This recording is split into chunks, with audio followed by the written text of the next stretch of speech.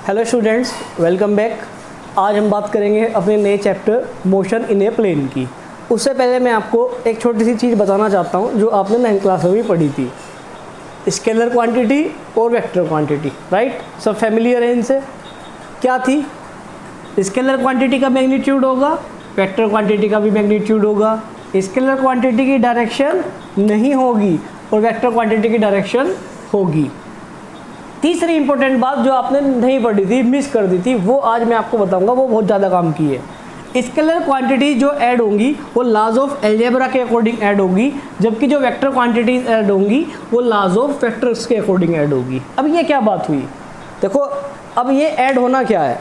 आप पहले तो एक चीज़ समझ लीजिए कि आज तक आपने ये पढ़ा था कि जो क्वांटिटी, जिस क्वांटिटी का मैग्नीट्यूड होगा, डायरेक्शन होगी, वो क्वांटिटी वेक्टर थी। ये आपने गलत पढ़ा था, ये अधूरी बात है। तो पूरी बात क्या है?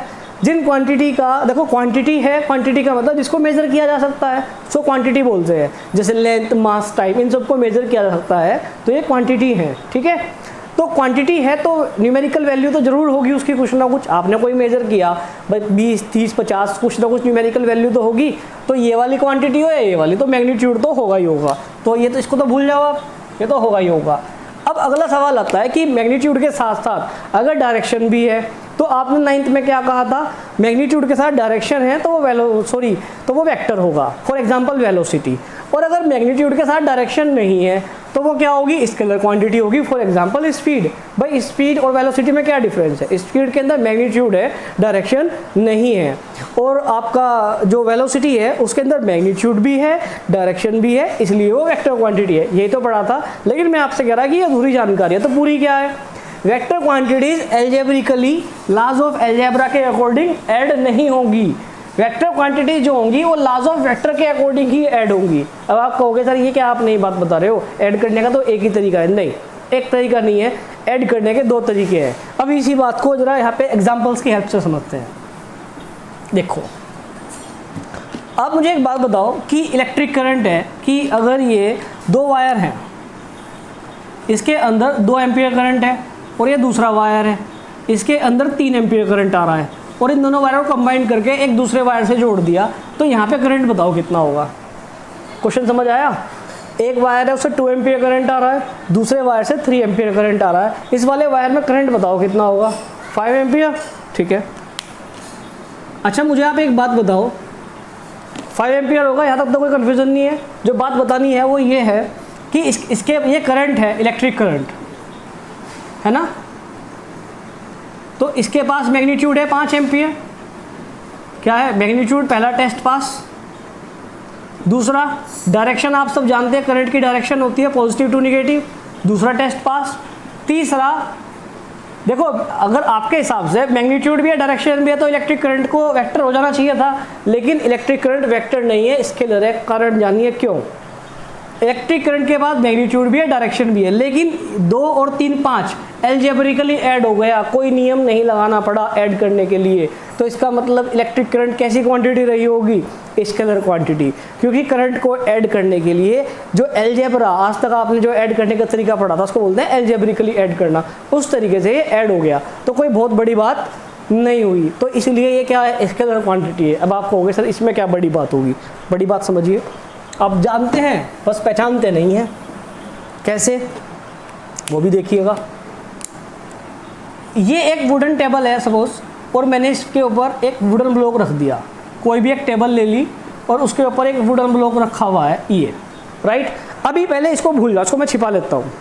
आपसे जनरली बात करता हूँ पहले कि अगर कोई वुडन ब्लॉक है और उस पर 2 फोर्स लगाए, कि एक पे 10 न्यूटन, फिर साथ साथ दूसरा फोर्स लगाया 10 न्यूटन। अब आप मुझे बताओ कि उस वुडन ब्लॉक के ऊपर कितना फोर्स लगा? बताओ, एक वुडन ब्लॉक है उसके ऊपर F1 लगाया 10 न्यूटन, F2 लगाया 10 न्यूटन, तो टोटल फोर्स कितना लगा बताओ? अब देखो यहाँ पे 2 आंसर आ रहे होंगे, एक आंसर सबका ज़्यादातर ये आ रहा होगा 20 न्यूटन। गलत कह रहा हूँ कि सही कह रहा हूँ, है ना? दूसरा कुछ आपको आंसर ये बता रहे होंगे 0। देखो दोनों ही आंसर गलत हैं, 20 वाला भी गलत है, 0 वाला भी गलत है, क्योंकि जब तक मैंने आपको स्पेसिफाई नहीं किया कि वे फोर्सेस कैसे लग रहे हैं, आप कैसे ऐड कर सकते हो? समझते हैं एग्जांपल की हेल्प से। देखो, इधर से सपोज करो पहले केस में मैंने F1 लगाया कितना 10 न्यूटन, F1 कितना लगाया 10 न्यूटन, और दूसरा फोर्स लगा दिया इधर से F2 कितना, वो भी 10 न्यूटन। क्या किया, इस वुडन ब्लॉक के ऊपर इक्वल एंड अपोजिट फोर्स लगे, तो वुडन ब्लॉक किसी डायरेक्शन में मूव करेगा, हाँ या ना। उधर से भी 10 न्यूटन, इधर से भी 10 न्यूटन, तो वुडन ब्लॉक किधर की तरफ को मूव करेगा, नहीं करने का, क्योंकि इक्वल एंड अपोजिट फोर्स होने के कारण कैंसिल आउट हो जाएंगे। तो नेट फोर्स कितना हो जाएगा 0। जो 20 न्यूटन बता रहे थे कहाँ गए हुए, समझ गए ना। तो फोर्स को जबकि दोनों एक जगह लग रहे हैं तो ऐड हो जाना चाहिए था ना, लेकिन फोर्स को एल्जेब्रिकली ऐड नहीं किया जा सकता। लॉज ऑफ वेक्टर्स के अकॉर्डिंग ऐड किया जाता है, जो इसमें तीसरा पॉइंट लिखा था, क्योंकि फोर्स एक वेक्टर क्वांटिटी है, स्केलर क्वांटिटी है ही नहीं, तो आप एल्जेब्रिकली फोर्सेस को ऐड नहीं करोगे। अब इसी केस में 20 आंसर कैसे बनेगा, इस वाले फोर्स को हटा करके मैं दूसरी तरफ दोनों फोर्स यहाँ पे लगा देता हूँ, इधर F2 ये भी इधर 10 न्यूटन, तो इधर से भी 10 न्यूटन, दूसरा फोर्स भी 10 न्यूटन, तो ये वुडन ब्लॉक 20 न्यूटन फोर्स से मूव कर जाएगा कि नहीं। तो समझ में आ गई बात। तो फोर्सेस दोनों सेम ही थे, एक ही जगह लग रहे थे, एक बार 0 हो गए और एक बार 20 हो गए, क्योंकि डायरेक्शन मैटर करी, तो फोर्स के केस में डायरेक्शन मैटर करती है। बात समझ में आई कि नहीं आई। तो अगर मैं आपसे कहूँ तो ये क्या होगा, वेक्टर क्वांटिटी, यानी कि जहाँ पे लॉज लगते हैं ऐड करने के लिए। अब दोबारा इसी एग्जाम्पल से मैं आपको स्केलर का भी केस क्लियर कर देता हूँ। ये वाला ब्लॉक है, इसका मास 10 kg है, और अगर मैं एक और छोटा ब्लॉक रख दूँ जिसका मास कितना हो 5 kg, तो एक बात बताना टोटल मास कितना है यहाँ पे 15 kg। कोई नियम लगाया, कोई डायरेक्शन पूछनी पड़ी, इसका मतलब मास क्या है, स्केलर है। अब तो समझ में आ गया ना। तो जो एल्जेब्रिकली ऐड हो जाए वो स्केलर है, और वेक्टर कभी भी एल्जेब्रिकली ऐड होंगे ही नहीं। तो ऐसी सारी क्वांटिटी जिनके पास मैग्नीट्यूड है, डायरेक्शन है, ध्यान से सुनिए, लेकिन लॉज ऑफ वेक्टर के अकॉर्डिंग ऐड होते हैं, सिंपल तरीके से ऐड हो जाते हैं, तो डायरेक्शन होने के बावजूद भी वो क्या होंगे, स्केलर होंगे, जैसे कि करंट के केस में मैंने आपको बताया। तो ये कॉन्सेप्ट क्लियर हो गया आपको, स्केलर क्वांटिटी, वेक्टर क्वांटिटी। आज आपने इनका पूरा कॉन्सेप्ट पढ़ लिया। अब इसके बाद करते हैं रिप्रेजेंटेशन ऑफ वेक्टर्स की। रिप्रेजेंटेशन ऑफ वेक्टर, वेक्टर को रिप्रेजेंट कैसे करते हैं। तो वेक्टर से एक चीज़ तो बड़ी क्लियर होती होगी कि वेक्टर जब भी बात करता है तो किसकी बात करता है, डायरेक्शन की। वेक्टर को रिप्रेजेंट करने का बड़ा सिंपल सा तरीका है, एक एरो बना लो, तीर का निशान बनाओ एक, और इसको पीछे से ऐसे प्लस की तरीके से काट दो, ये बन गया आपका वेक्टर, रिप्रेजेंट हो गया जी वेक्टर एक। कैसे, दूसरा वेक्टर बनाना हो तो कैसे बनाएंगे, एक और ऐसे एक एरो बना लो, इसको ऐसे काट दो। इन दोनों में क्या अंतर है, ये जो इसकी लंबाई है वेक्टर की, ये मैग्नीट्यूड के बारे में जानकारी देती है। जितना बड़ी लेंथ ज़्यादा होगी वेक्टर की, उतना मैग्नीट्यूड वैल्यू, न्यूमेरिकल वैल्यू, यानी कि ये छोटा वेक्टर है, ये बड़ा वेक्टर है। अगर मैं एक और इससे छोटा वेक्टर बना दूँ तो ये इसकी वैल्यू इससे भी कम है, इसकी ज़्यादा है, इसकी सबसे ज़्यादा है। ऐसे करते हैं वेक्टर को रिप्रेजेंट। और इस वेक्टर के भी दो हिस्से होते हैं, एक तो ये आगे वाला इसका माउथ हो गया, जिधर तीर का निशान बना हुआ है, चोंच बनी हुई है, इसको बोलते हैं हेड, और ये जो पिछला हिस्सा होता है इसको बोलते हैं टेल। तो वेक्टर के दो हिस्से हैं, एक उसका हेड और एक उसकी टेल। कोई बहुत बड़ी बात, बहुत छोटी सी बात है, 6th क्लास के बच्चों को भी समझ आ जाएगी। तो वेक्टर को रिप्रेजेंट करना आ गया कि वेक्टर कैसे रिप्रेजेंट करते हैं। और वेक्टर को हम हमेशा उधर की तरफ को बनाएंगे, ऐसे भी बना सकते हैं, लेकिन आप वेक्टर को ऐसे दिखाओगे। तो जो कोई भी क्वांटिटी होगी, सपोज करो अब आपको पता लग गया फोर्स एक वेक्टर क्वांटिटी है, तो फोर्स के ऊपर एक ऐसा एरो लगा देंगे। तो इसका मतलब क्या पढ़ोगे आज के बाद आप, कि ये एफ वेक्टर है, यानी कि फोर्स एक वेक्टर क्वांटिटी है। और अगर ऐसे लिखोगे बिना किसी एरो के, तो एफ एक स्केलर है, यानी कि हम सिर्फ फोर्स के मैग्नीट्यूड की बात कर रहे हैं। ठीक है, जैसे कि और भी एग्जाम्पल, जैसे मास है, मास के ऊपर कभी भी ऐसे लिए गलत हो जाएगा, क्योंकि मास एक स्केलर क्वांटिटी है, वो कभी भी वेक्टर हो नहीं सकती। देखो वेक्टर का मैग्नीट्यूड तो ले सकते हैं, लेकिन हम स्केलर वाले का वेक्टर नहीं बना सकते, क्योंकि स्केलर प्रोडक्ट स्केलर होते ही वे हैं जिनकी डायरेक्शन नहीं होती। भाई आप एक चीज़ समझ लो ना, वेलोसिटी क्या होती है, वेलोसिटी होती है स्पीड प्लस डायरेक्शन, यही तो होती है। यानी कि वेलोसिटी में स्पीड में डायरेक्शन ऐड कर देता हूँ तो वेलोसिटी बन जाएगी, और अगर वेलोसिटी में से मैं डायरेक्शन हटा देता हूँ तो स्पीड बचेगी। समझे।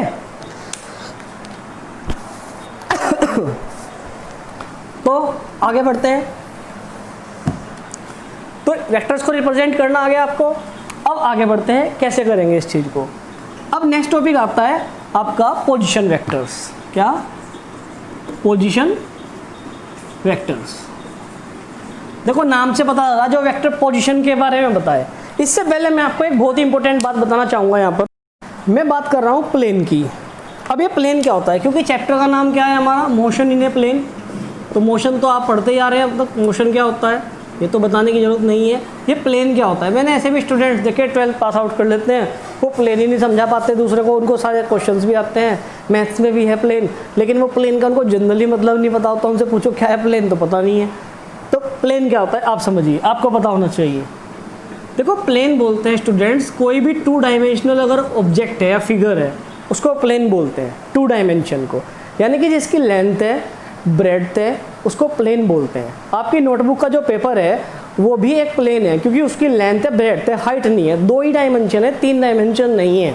तो ऐसी कोई भी ऑब्जेक्ट, ऐसी कोई भी चीज़ जिसकी 2 डायमेंशन हो उसको प्लेन बोलते हैं। आपकी जो टेबल का जो टॉप होता है उसको अगर ऊपर से देखेंगे तो सिर्फ उसकी लेंथ दिखाई दे रही है और ब्रेड्थ दिखाई दे रही है, तो वो भी क्या है, एक प्लेन है। सामने जो दीवार है आपके उसकी तरफ उसकी भी लेंथ है, हाइट कह लो उसकी, और ब्रेड्थ 2 ही डायमेंशन है, तीसरी डायमेंशन तो नहीं है। तो आपके जो सामने दीवार है वो भी एक प्लेन है। इसलिए तो कहते हैं कि मैथ्स में कि एक कमरे के कितने प्लेन होते हैं, है ना, कितने होते हैं, 4 दीवार, छत और फर्श, 6 प्लेन हो गए कि नहीं। तो प्लेन समझ में आया ना आपको। तो यानी कि अब जैसे कि 2D की बात हो गई तो आपको इतना भी इशारा मिल गया होगा कि इस चैप्टर के अंदर हम एक्स एक्सिस और वाई एक्सिस की बात करेंगे, तभी तो 2 डायमेंशन हुई ना। अब आप तीसरी भी डायमेंशन समझिए, जेड एक्सिस होती है। अब ये भी पढ़ेंगे आप यहाँ पे आने वाले चैप्टर्स के अंदर, 3 डायमेंशंस होती है, लेंथ ब्रेड्थ हाइट। ये जो हाइट है वही तीसरी डायमेंशन है। तो आप पढ़ते हैं इस चैप्टर के अंदर 2D, फिर इसके बाद आएगा 3D। बुक्स के अंदर आप अभी 3D के बारे में पढ़ते हो, जैसे कि आपने 70 तो आपने सिनेमा भी देखी होगी ना, ऐसा लगता है सब कुछ सामने चल रहा है, गूगल्स लगा देते हैं वो, है ना। तो हालांकि आजकल अमेरिका में तो 10D भी चल रहा है। अभी देखो हम कितने पीछे हैं कि बुक्स में सिर्फ 3D पढ़ रहे हैं, जबकि 70 देख भी रहे हैं और पढ़ रहे हैं 3D। दुर्भाग्य, चलो कोई बात नहीं, पढ़ लोगे धीरे धीरे। तो एक्स एक्सिस वाई एक्सिस, तो यानी कि जितना भी पार्टिकल की बात करेंगे हम उसकी पोजीशन की बात करेंगे कि वो एक्स पे कहाँ है और वाई पे कहाँ है। तो जब हम किसी पार्टिकल को ऑब्जेक्ट के मोशन की बात करेंगे सिर्फ 2 एक्सिस के अंदर, तो उसका मोशन कहा जाएगा मोशन इन ए प्लेन। आप इस बात को ऐसे समझ लो, अगर मैं एक्स एक्सिस पे चल रहा हूँ तो एक्स में चेंज हो रहा है बस, वाई में तो कोई चेंज ही नहीं हो रहा है। और जब मैं वाई पे चल रहा हूँ तो वाई में चेंज हो रहा है, सिर्फ एक्स में कोई चेंज नहीं हो रहा है। लेकिन अगर मैं ऐसे चल रहा हूँ तो देखो इस चीज़ को समझो, जब आप यहाँ थे तो आपकी एक्स पे पोजीशन ये थी और वाई पे ये थी। जब आप चलते चलते यहाँ पे आगे, एक्स पे पोजीशन आपकी ये आ गई और वाई पे ये आ गई। फिर आप चलते चलते इस रास्ते पे और आगे आगे देखो एक्स एक्सिस भी चेंज हो रही है ना, और वाई एक्सिस भी चेंज हो रही है। तो 2 डायमेंशन चेंज हो रही है ना। तो इस पार्टिकल का जो मोशन है, या एक कार जो भी कुछ है, कार हो बेकार हो कोई भी हो, इसका जो मोशन है वो क्या कहा जाएगा, मोशन इन ए प्लेन। चलिए अब आते हैं वापस अपने टॉपिक पर, मोशन पोजीशन वेक्टर्स। तो अगर मैं कोई एक्सिस बना देता हूँ, ये एक्स एक्सिस और ये वाई एक्सिस, और उस पार्टिकल की पोजीशन ये है, देखो नाम से पता लग रहा है पोजीशन, ऐसा वेक्टर जो पोजीशन को बताए। तो इसको ओरिजिन से मिलाते हुए एक ऐसा तीर का निशान बना दो, तो ये क्या पढ़ा जाएगा, ओपी वेक्टर। क्या पढ़ा जाएगा ये बच्चों, ओपी वेक्टर। और वो पार्टिकल चल करके थोड़ी देर बाद यहाँ पे यार ये कह लो दूसरा पार्टिकल है, ये पार्टिकल अब क्यू पोजीशन पे आ गया, तो इस पार्टिकल के जो पोजीशन होंगे वो क्या कहे जाएंगे, ओ क्यू वेक्टर। देखो पोजीशन वेक्टर का मतलब सीधा सीधा ये है, मैं आपको बता देता हूँ कि ओरिजिन से उस पार्टिकल की, उस पॉइंट की पोजीशन कहाँ है, वो इधर है, उधर है, ऊपर है, नीचे है, दाएं है। ओरिजिन से ओरिजिन की रेस्पेक्ट में पार्टिकल की पोजीशन कहाँ है वो जानकारी देता है पोजीशन वेक्टर। तो यानी कि ये पॉइंट इधर को है, ये इधर को है, कोई इधर पॉइंट हो जाएगा, वो ये इधर को हो जाएगा। तो ओरिजिन से चेक करेंगे सारी चीज़ को आप, तो उस पॉइंट को ओरिजिन से मिला दो, ये जो वेक्टर बनेगा वो आपका क्या बन जाएगा, पोजीशन वेक्टर। तो आपसे कोई पूछे पी पॉइंट के पोजीशन वेक्टर क्या है, तो आप ऐसे बना, ओपी लिख करके एक एरो बना। देखो मैंने आपको बताया था वेक्टर को ऐसे रिप्रेजेंट करते हैं, लेकिन जब आप किसी चीज़ के ऊपर लगाओगे सिंपल एरो लगाओगे, पीछे से नहीं काटोगे, ठीक है। तो ये ओपी वेक्टर, और इस पार्टिकल के क्यू के पोजीशन क्या है, वो ओ क्यू वेक्टर। स्टार्टिंग करेंगे ओरिजिन से, क्योंकि ओरिजिन की रेस्पेक्ट में बता रहे हैं ना, तो ऐसे लिखते हैं। किसी के भी पोजीशन वेक्टर आपको लिख रहे हो, बताओ पोजीशन वेक्टर लिखने आ गए क्या।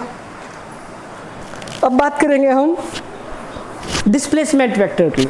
किसकी, डिस्प्लेसमेंट वेक्टर की। मैं सपोज करो पहले पी पे था और अब क्यू पे आ गया, तो पी के position vector OP vector, right. और अब क्यू पे आ गया तो क्यू के पोजीशन वेक्टर और क्यू वेक्टर, लेकिन मैं खिसका कितना, पी से क्यू पे आया ना, यही तो खिसका इधर से इधर को, यानी कि पी से क्यू की तरफ को गया।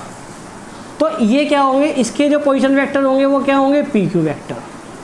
तो आप ये बात ध्यान रखना, मैं एक ट्रिक बताने जा रहा हूँ और ये कैसे आई ये भी आपको आने वाले आगे इस चैप्टर में समझ आ जाएगी, लेकिन फिलहाल इस ट्रिक को याद रखना। अगर आपको पी क्यू वेक्टर निकालना है तो ओ अपनी तरफ से लगाओ, लगाया, ओ मतलब ओरिजिन, और बाद वाला पॉइंट क्या है, क्यू, तो ओ के साथ एक बार क्यू लिख दो।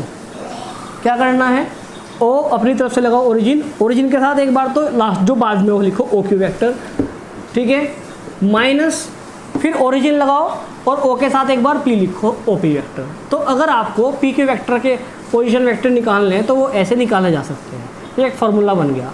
याद कैसे रखते हैं इसको, बाद वाले में से पहले वाला माइनस कर दो ओ के साथ में, तो बाद वाला क्या है, क्यू, तो O Q minus O P vector, ये आपको यहाँ से मिल जाएंगे, ठीक है। तो ऐसे आप किसी के भी पोजीशन वेक्टर्स निकाल सकते हो। एक चीज़ और देख लीजिए, अब आप डायरेक्ट बता सकते हो, अगर मैं आपसे कहता हूँ कि ए बी के पोजीशन वेक्टर निकाल लो, ए बी के पोजीशन वेक्टर निकाल लो, तो आप क्या लिख सकते हो, बेधड़क O B vector minus O ए वेक्टर। अगर मैं आपसे कहता हूँ कि ई एफ के पोजीशन वेक्टर निकाल लो, आप बिना देखे कहीं से आप लिख सकते हैं O F vector minus O E vector. तो ये आपने पहले कॉन्सेप्ट पढ़े वेक्टर्स के, तो आप सबको समझ में आ गया होगा वेक्टर्स क्या है। तो ये सिंबल होता है वेक्टर का, कोई भी क्वांटिटी अगर वेक्टर दिखा रहे हैं आप तो उसके ऊपर एक एरो लगा देंगे, यानी कि आप पहले जब ये वेलोसिटी और स्पीड दोनों के सेम ही सिंबल होते थे ना, लेकिन यहाँ बदल जाएंगे। अगर आप खाली v लिख रहे हैं तो ये स्पीड है, और अगर v के ऊपर एरो लगा रहे हैं तो ये वेलोसिटी है, क्योंकि आप जानते हैं स्पीड विद डायरेक्शन, इसका मतलब डायरेक्शन है जिसको वेक्टर पढ़ते हैं। तो ये v वेक्टर है और स्पीड प्लस डायरेक्शन क्या होती है, वेक्टर क्वांटिटी होती है। समझ में आ गया ना। ऐसे ही ये फोर्स के एफ वेक्टर, तो जितनी भी चीज़ वेक्टर क्वांटिटी है अब आप उनके ऊपर एरो लगाया करोगे आज के बाद। तो आदत डाल लीजिए, आप किसी वेक्टर क्वांटिटी को बिना एरो के अब नहीं छोड़ेंगे। बात समझ में आई कि नहीं आई। तो ये पूरा कॉन्सेप्ट हो गया आपका बेसिक्स ऑफ वेक्टर्स का। नेक्स्ट वीडियोज़ में हम वेक्टर्स के टाइप्स का क्या होते हैं वो सीखेंगे। तब तक आप इसकी तैयारी कीजिए, जल्दी मिलते हैं। Okay, bye and take care.